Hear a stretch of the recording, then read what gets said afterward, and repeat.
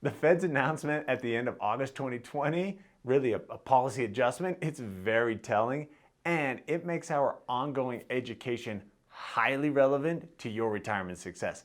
This week, we're going to continue our educational journey together with avoiding costly mistakes in your retirement bond investments while navigating this potentially long-term low interest rate environment.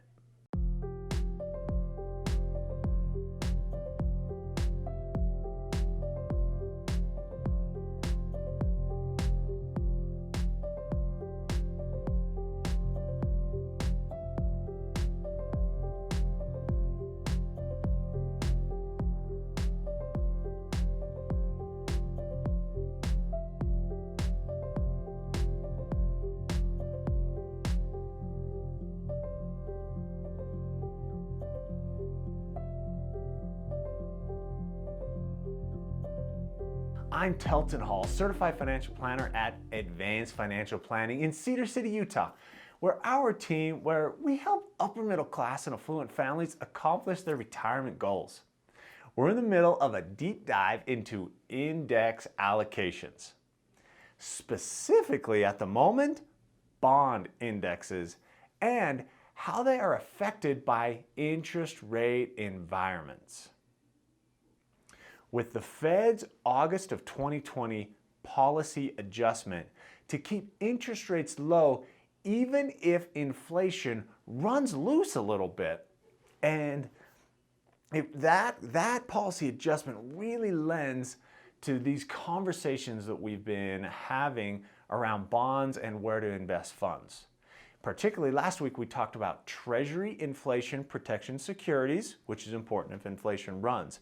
This week, we are going to just touch the surface of another important bond element, international or technically non-US bonds.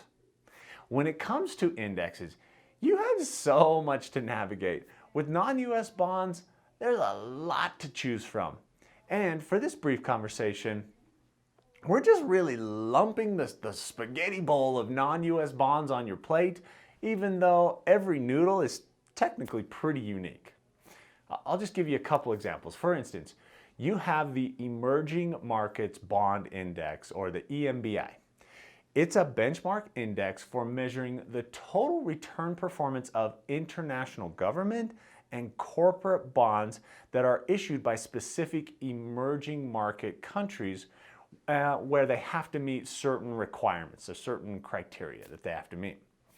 Or you compare that one to the S&P Citigroup, the International Treasury Bond Index x the US. So you take out the US and you get this International Treasury Bond Index. There are ETFs that track that index.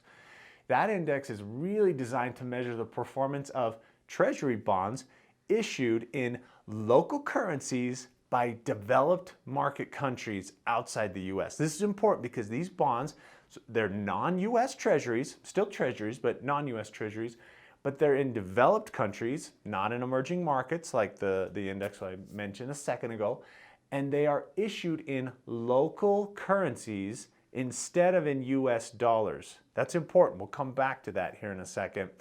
Hedged currencies or not hedged currencies. So I could keep going, but here's the point. There's likely a place for non-US bonds in your diversified investments during this low interest rate and possibly inflationary environment. So we're going to give you some very basic concepts and some straightforward education to help you make smart decisions. But it's not all encompassing, and remember, we're not saying whether these approaches, whether they're right or whether they're wrong for you. We won't know that until we have a conversation with you to determine what is in your best interest. We'll look forward to that. For now, here are 3 concepts I'd like you to understand about international bonds. The first is that you can find a higher yield by going to non-US treasuries and non-US corporations. In a world of low interest rates, higher yields are important. For instance, the Emerging Markets Bond Index I mentioned a second ago, you can certainly get a yield 5% or better. So that's intriguing. Now, you and I both know that there is more risk, hence more yield, in a non-US treasury than a bond that's backed by the US government. So this is it's not an apples to apples comparison, but to continue my fruit analogy here, maybe a nice complement to your US apples would be some foreign oranges, where you can get a little bit more juice without going too far over on the risk spectrum. Meaning, if it's done right, with an eye towards understanding and mitigating risk, then there are certainly some opportunities for you to increase your yield. Very good. Second concept. The Fed's recent indication that they're going to keep rates low for years could be very beneficial for foreign and especially emerging market countries, because it means that those countries, they can also issue debt at lower rates to fund their economic goals. Put simply, if you and I, if we could get a high rate on US government debt, then we would not even look anywhere else. So another country, they would need to issue debt at rates that were really high just to get our attention. But high interest debt isn't really a benefit to them, so they just probably wouldn't do it. But if the US rates stay low, then non-US can be attractive to investors at rates that are still beneficial for that issuing country or that issuing company. And it's still attractive to us and beneficial for them. But if they had to go way up here, we wouldn't even want to touch it, and the cost of borrowing would be too high for them, so it wouldn't be beneficial for them. So this environment could be really good for that segment. Third is something that often gets forgotten. We've talked about getting a higher yield, and we've talked about potentially higher credit risk when you go outside the US. That's all true. But you have to add this to the equation. Currency. Currency risk and the currency's potential benefit.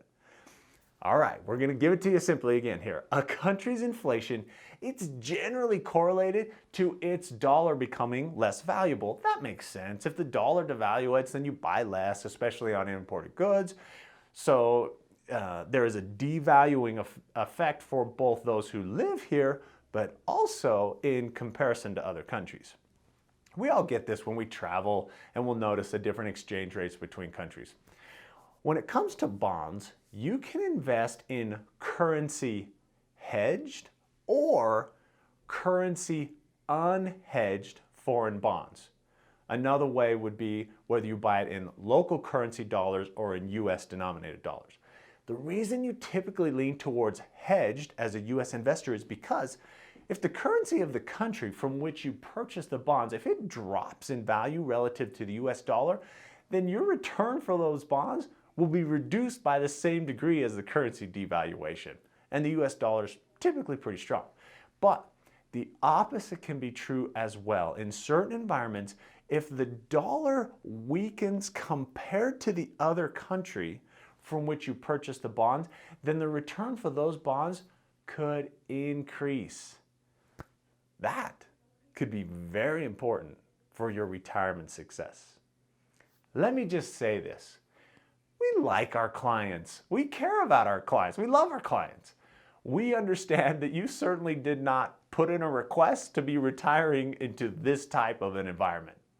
But if we can help you take advantage of the situations that present themselves in the investment universe, we would love to help you. Hey, good work today. We covered a lot of ground. Keep it up. You're going to be a genius, or better yet, let us do the work to help you determine what strategies can help you really either get on track or stay on the right track. We'll talk to you soon. If this information has been helpful to you, check out our other Telton's Tips videos, or better yet, call our office. You can talk to an advanced financial planning team member like me. Imagine that, a real-life human that cares about you and your goals. My name is Caden Keller. I work here as a financial advisor along with Telton and the rest of the team. Here, we take a team approach to caring for our clients because we all know 2 heads are better than 1. So give our office a call, and I or anyone else on the team would be happy to answer a quick question for you or schedule a complimentary retirement planning meeting. There's also a link provided if you would like to learn more about who we are at Advanced Financial Planning or what it is we do for our clients in planning for their retirement. Lastly, the schedule an appointment link will bring up our calendar, and you can choose a time for a complimentary on the phone or an in-person retirement planning meeting.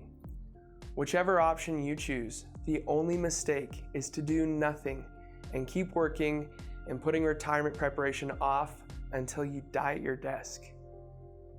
I've seen it time and time again. No matter how good and specialized Telton and I are, when people wait too long to seriously consider their retirement options, they're significantly set back and can damage their retirement. So call, schedule, or click to learn more. You've got nothing to lose, and your future self in retirement has a whole lot to gain.